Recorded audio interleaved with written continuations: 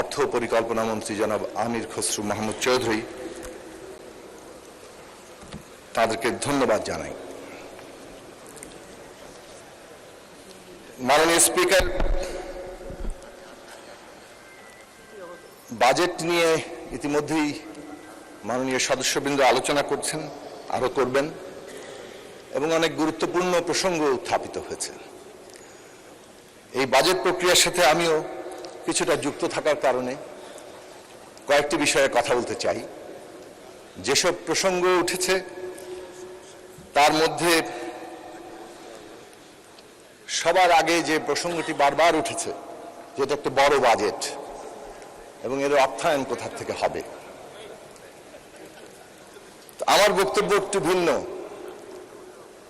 সেটা হচ্ছে যে আমরা যদি আমাদের পার্শ্ববর্তী দেশ সহ বিভিন্ন দেশের দিকে তাকাই, তাহলে দেখা যাবে যে সাধারণভাবে জিডিপির 30 থেকে 33%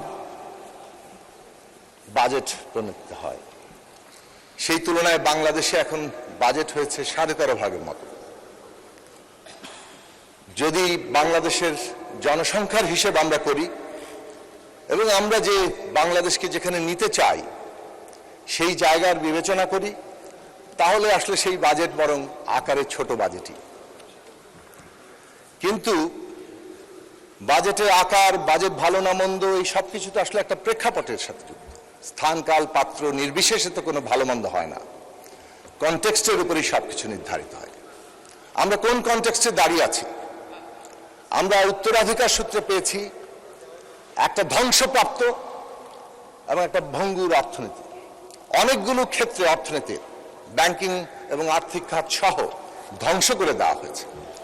এইরকম একটি অবস্থা থেকে, ভঙ্গুরতা থেকে আমরা লক্ষ্য নির্ধারণ করেছি কিভাবে উত্তরণ হবে এবং কিভাবে একটা সমৃদ্ধ পুনর্গঠনের দিকে আমরা যেতে পারব। কাজেই এই যে পথরেখা, সেই পথরেখায় বাংলাদেশের বর্তমান সামর্থ্য অনুযায়ী এই বাজেট তার আকার নির্ধারিত হয়েছে। এই বাজেটের আকার আরো বড় হতে পারত, কিন্তু সামর্থ্য যতটুকু আছে সেই জায়গা থেকে দাঁড়িয়ে আমরা কোন নীতিতে যেতে পারতাম। আমরা যদি দুনিয়ার উদাহরণগুলো দেখি, তাহলে দেখব একটা সংকট থেকে যখন অর্থনীতির উত্তরণ ঘটাতে হয়, তখন সাধারণভাবে